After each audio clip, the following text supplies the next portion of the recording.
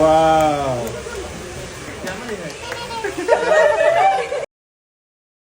Tribuners, dunia saat ini sedang tidak baik-baik saja. Perang Ukraina sudah memasuki tahun ketiga. Serbuan Israel ke jalur Gaza telah merenggut puluhan ribu nyawa penduduk Palestina. Kehancuran fisik serta hilangnya nyawa manusia di berbagai medan konflik dunia telah mencapai jumlah yang sangat menyedihkan. Inilah Global Views, sudut pandang kita tentang ragam konflik internasional yang berdampak signifikan kepada kita semua. Kisah tragis Naya Ghazi dari Lebanon. Pertempuran intensif akhirnya pecah antara Israel dan Hezbollah Lebanon.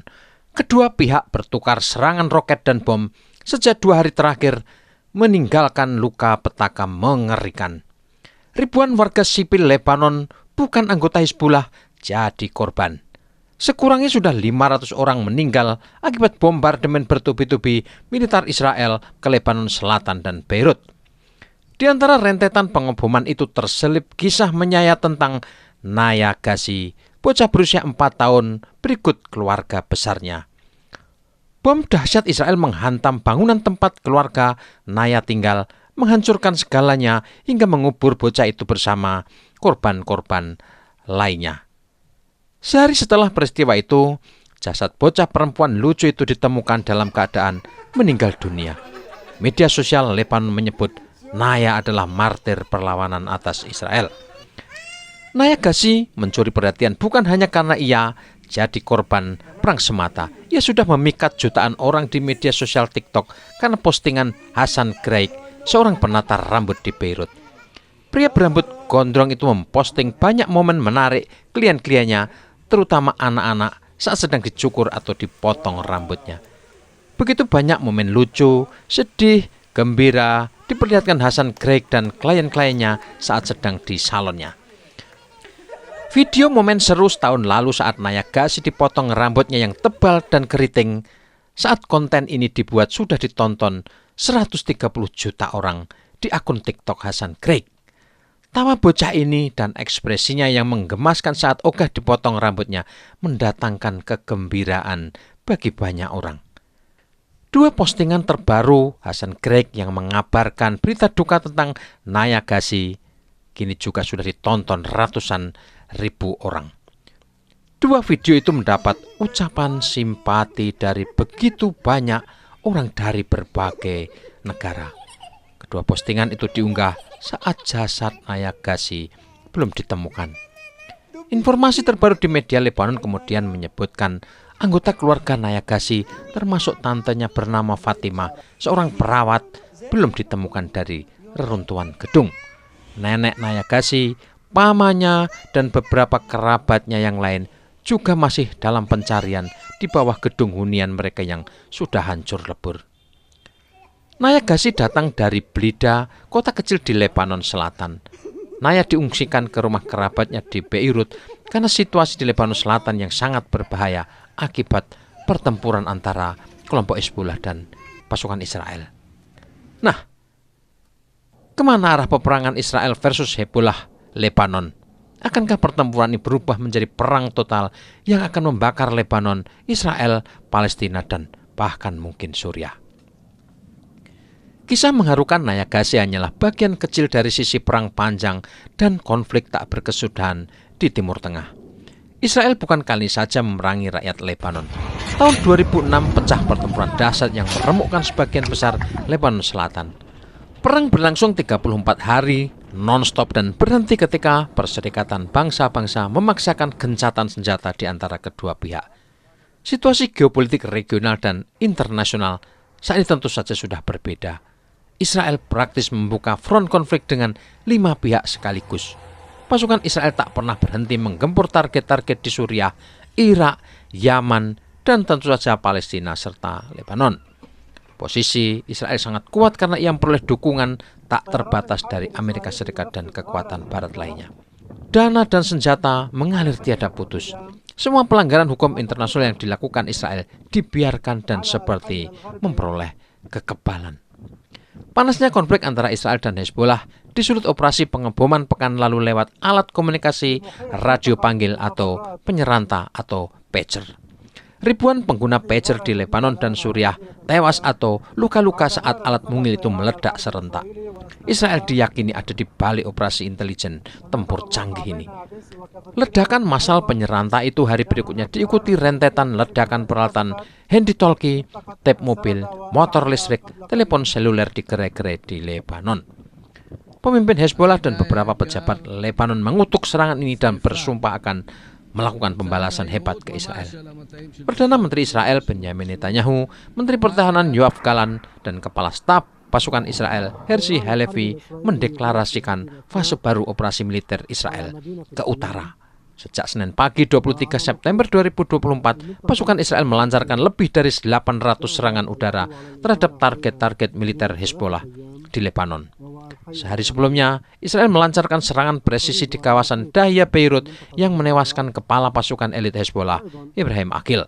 Di Israel, jajak pendapat oleh kelompok sayap kanan negara itu memperlihatkan antusiasme responden akan serangan balasan ke Lebanon. Sebanyak 71% responden warga Israel mendukung operasi militer di Lebanon dan hanya 18% yang menolak langkah tersebut. Operasi ke Lebanon Selatan menurut mereka harus dilakukan untuk memulihkan permukiman Israel di dekat perbatasan yang ditinggalkan puluhan ribu penghuninya karena bahaya serangan Hezbollah. Sejak pecah konflik perang di Gaza, Hezbollah mewujudkan solidaritasnya ke Palestina dengan menembakkan lebih dari 8.000 roket ke Israel. Sebaliknya, Israel juga secara sporadis menyerang ribuan target di Lebanon Selatan dan juga Beirut. Mereka menewaskan tokoh-tokoh Hezbollah maupun Hamas, menghancurkan peluncur roket, dan mengganggu pasukan senjata Hezbollah Lebanon dari arah Suriah. Tapi masalahnya, persenjataan Hezbollah kini jauh lebih kuat daripada yang dapat dicerna Israel. Kelompok itu kabarnya menguasai 200.000 rudal, roket, dan mortir. Mereka juga memiliki ribuan pesawat nirawak, sistem terowongan canggih yang mengesankan, dan pasukan yang terdiri dari 100.000 pejuang terlatih. Hezbollah juga mendapatkan dukungan kuat dari Iran dan kelompok-kelompok paramiliter di Suriah, satu-satunya negara yang menyediakan akses keluar masuk leluasa dari dan ke Lebanon. Jual beli serangan sudah dan sedang terjadi antara Israel dan Lebanon. Skalanya sudah intens dan bisa meningkat cepat menjadi perang total. Apakah Israel akan menggelar serangan darat sebagaimana dilakukan saat penghancuran jalur Gaza hingga perbatasan Mesir? Potensi perang darat saat ini sangat terbuka. Profesor Isa Blumi dari Universitas Stockholm di Swedia memperkirakan Israel akan menerjunkan pasukan khususnya ke Lebanon Selatan. Selain akan menetralisir kelompok Hezbollah, operasi militer Israel ini juga bertujuan untuk menguasai sumber daya air di Lebanon Selatan. Menurut Isa Blumi, perluasan perang ke Lebanon Selatan ini didorong kelompok sayap kanan yang agresif dan penyokong utama pendudukan wilayah Palestina. Mereka ingin menciptakan zona penyangga yang aman, menguasai lahan pertanian yang sangat subur dan melenyapkan bahaya dari utara. Tapi profesor ini mengatakan, Israel menyadari mereka tidak akan memenangkan semua pertempuran tanpa intervensi kekuatan Amerika. Hezbollah mungkin tidak akan maju duluan di darat. Mereka mungkin akan memilih memprovokasi Israel agar masuk menginvasi Lebanon. Ketika pasukan Israel masuk, jaringan pertahanan gerilya yang luas dan berlapis-lapis akan memberikan harga yang sangat mahal bagi pasukan darat Israel. Artinya, Israel bisa menggelar serangan darat tetapi terbatas. Kegagalan serangan Israel tahun 2006 ke Lebanon Selatan mungkin telah dicatat sebagai pengalaman buruk yang tak akan mereka ulangi. Di New York, Menteri Luar Negeri Mesir, Abdel Ati Badr memperingatkan potensi perang habis-habisan di wilayah itu sangat terbuka. Ada kekhawatiran besar tentang kemungkinan eskalasi di kawasan yang mengarah pada perang regional habis-habisan, kata Abdel Ati akhir pekan lalu di markas PBB. Meningkatnya permusuhan Israel-Lebanon secara pasti juga berdampak negatif pada negosiasi gencatan senjata Gaza. Mesir, Qatar, dan Amerika Serikat selama berbulan-bulan menjadi mediator gencatan senjata dan perjanjian pembebasan sandera antara Hamas dan Israel. Abdel Lati menyalahkan kebijakan Israel yang provokatif yang memicu lonjakan kekerasan baru-baru ini di Gaza, tepi barat, dan juga Lebanon. Hamas menyerang target Israel pada tanggal 7 Oktober 2023, menewaskan sekitar 1.200 orang dan menyandera 251 orang lainnya. Serangan Hamas ini memicu penghancuran infrastruktur jalur Gaza oleh Israel dan merenggut tak kurang 41.000 nyawa penduduk Palestina.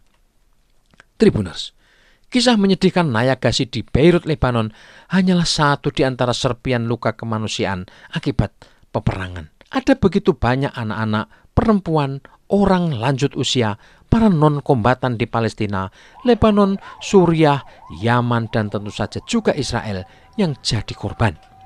Ini belum termasuk korban-korban tak berdosa konflik di Sudan, Somalia, Mali, Myanmar, Ukraina, Rusia, Nagorno-Karabakh, Bolivia, Venezuela, dan banyak spot-spot lain di planet ini. Bumi yang damai sejauh ini masih ilusi di tempat-tempat ini. Politik telah menjadikan manusia sebagai pemangsa manusia lainnya.